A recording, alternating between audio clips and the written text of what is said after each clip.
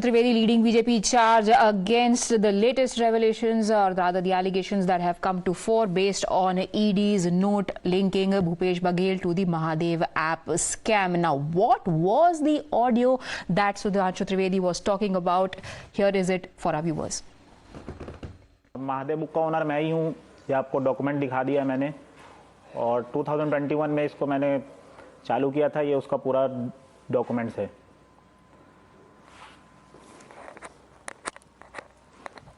मेरा गैम्बलिंग का काम बहुत अच्छे से चलने लगा था फिर भिलाई में, और ये तो बहुत ही छोटे से काम चालू हुआ था। उसके बाद धीरे धीरे काम बढ़ता गया। अब काम बढ़ता गया, उसके बाद हमारा लाइफस्टाइल भी चेंज होता गया क्योंकि पैसा बहुत आ रहे थे। तो सब नोटिस करने लगे, मेरे मतलब जो आसपास के लोग हैं वो लोग नोटिस करने लगे। धीरे धीरे बात ऊपर तक गया, तो फिर कंप्लेन वगैरह भी होने लगा। तो फिर ऐसा हुआ कि अब प्रोटेक्शन का जो बहुत ज़रूरत था हमको, क्योंकि लड़के भी अंदर हो रहे थे कुछ कुछ। तो उसके बाद मुझे पता चला वर्मा जी के बारे में। फिर मैंने उनसे मीटिंग की। फिर मुझे समझ लो हफ्ता वसूली वाला काम चालू हो गया। अब वर्मा जी से मैंने मीटिंग किया, तो फिर उनसे बात हुआ, और ये हुआ कि अब उनको मुझे हर महीना 10 लाख रुपए देना है। तो वो भी ओके हो गया। अब हर महीना मैंने उनको 10 लाख रुपए देना चालू कर दिया। तो काम अब बढ़िया चलने लगा मेरा, और पैसा भी कमा रहे थे हम, सब कुछ ओके था। उसके कुछ दिन बाद ऐसा हुआ कि हमारे लड़के फिर अंदर हुए। अब वो छूट ही नहीं रहे हैं वापिस। तो मैंने वर्मा जी को कॉल लगाया कि सर अभी कैसे हो गया, आपको तो मैं पैसा भी दे रहा हूँ, उसके बाद भी लड़के अंदर हो रहे हैं और छूट भी नहीं रहे, बाहर निकल ही नहीं रहे वो लोग। तो वो बोले कि चलो करते हैं कुछ। फिर उसके बाद भी लड़के नहीं छूटे। फिर मैंने वापस कॉल किया उनको, तो वो बोले कि भैया लगता है अभी यहाँ से काम नहीं होगा, मैं चलो आपको किससे मिलवाता हूँ, ऐसा करके बोले हो।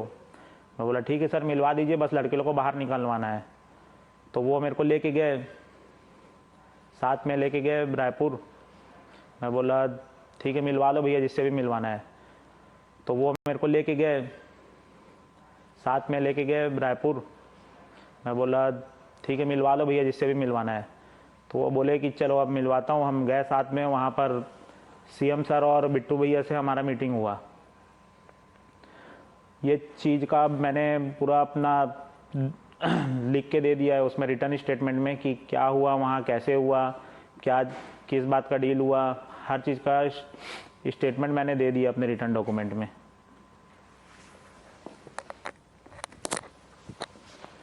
मैं सितंबर 2020 में दुबई आया। जैसा कि मेरा मीटिंग हुआ था सीएम साहब से, तो उन्होंने बोला था कि दुबई जाओ, अपना काम बढ़ाओ और वहाँ मीटिंग करो जाके। तो मैं गया और मीटिंग भी हुआ मेरा कई लोगों से। तो 2 लोग के साथ मेरा यहाँ बिजनेस भी सेट हो गया, और अच्छा खासा काम भी बढ़ने लगा, सब कुछ ओके चलने लगा। जैसा सीएम साहब बोले थे सब बढ़िया हो गया। उसके बाद मुझे यहाँ 2 लोग मिले जो भी मेरे भिलाई के ही थे, सौरभ और रवि। तो वो लोग से मैं मिला, उनका यहाँ कंस्ट्रक्शन का काम था। तो मैंने सोचा मैं भी काम चालू कर लेता हूँ, यहाँ अच्छा काम है ये चीज़। तो मैं उन्हें अपना पर्सनल एडवाइज़र रख लिया ये काम पे, कंस्ट्रक्शन के काम पे। अब इसके बाद हुआ ये कि फेमस ये लोग होने लगे महादेव बुक के नाम से। मैंने बुक खड़ा किया, मैंने बुक चालू किया, फेमस ये लोग हो रहे हैं। मैंने जीरो से चालू करके पूरा ओके आसमान तक पहुंचाया इस बुक को, और फेमस ये लोग हो रहे हैं। बताओ ऐसा थोड़ी होता है। ठीक है उनको आशीर्वाद नहीं था सीएम साहब का, इसलिए उनको वो फेमस हो गए। ये गलत बात है ना। इस चीज़ का बुरा लगता है बहुत ज़्यादा।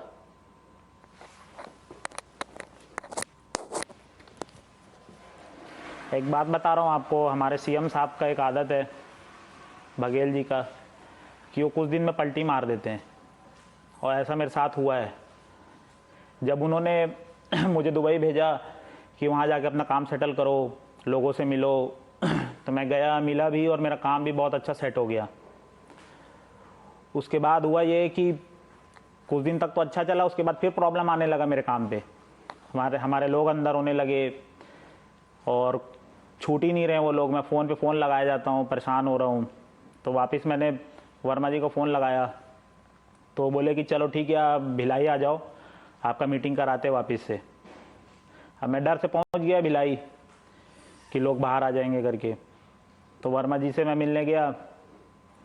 वर्मा जी और गिरीश तिवारी मुझे मिले रायपुर एयरपोर्ट रोड पे। वो फिर लेके गए वर्मा जी तो वहीं उतर गए, फिर गिरीश तिवारी मुझे लेके गए हमारे उस समय के एसपी हैं प्रशांत अग्रवाल जी, उनसे जाके मेरा मीटिंग कराया। अब मैं उनको अपना प्रॉब्लम पूरा शेयर किया, तब वो फ़ोन घुमाए और उसके बाद वो बात किए। लाउड स्पीकर में ही था फ़ोन, तो सीधा सीधा आवाज़ तो समझ आ ही रहा था, हमारे बघेल जी का ही आवाज़ था वो।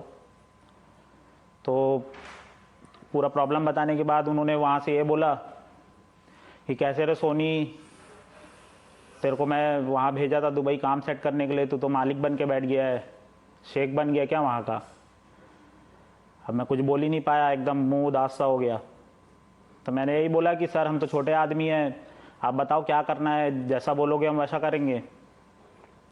तो बस वो यही बोले कि ठीक है, आप प्रशांत जी से बात कर लो, वो आपको बता देंगे क्या कैसे करना है। मैं बोला ठीक है सर। उसके बाद हम चल गए वहाँ से। उसके बाद प्रशांत अग्रवाल जी से तो डील हो गया था कि क्या कैसे देना है, और वो सब तो मैंने अपने रिटर्न स्टेटमेंट में भी बता दिया है। उसमें लिखा भी हुआ है सब कुछ रिटर्न स्टेटमेंट में, क्या मैंने किसको दिया है, कैसे दिया है, किसके सोर्स से दिया है, हर कुछ लिखा हुआ है। अब इतना पैसा देने के बाद भी मेरा काम बढ़ नहीं रहा है, अंदर हो रहे हैं लोग, तो क्या मतलब, पूरा फंस गया हूं मैं पॉलिटिकल सिस्टम के अंदर यार। तो प्रशांत अग्रवाल जी के जब मेरा मीटिंग हुआ उसके बाद से मैंने अब तक 508 करोड़ रुपए दे चुका है। हमारे बघेल साहब, बिट्टू भैया और उनके जो लोग हैं उनको मैंने 508 करोड़ रुपए दिया है। उसके बाद भी मेरा काम नहीं हो रहा है, मेरे काम में डिस्टर्बेंस हो रहा है इतना ज़्यादा, मैं इतना परेशान हो गया हूँ इस सिस्टम से, अब क्या करूँ समझ नहीं आता है। ज़बरदस्ती का अब मेरे ऊपर ईडी का कार्रवाई चालू हो गया है। अब ऐसा ऐसा कुछ होगा मेरे साथ, इतना पैसा देने के बाद भी, तो मैं क्या करूं बताओ।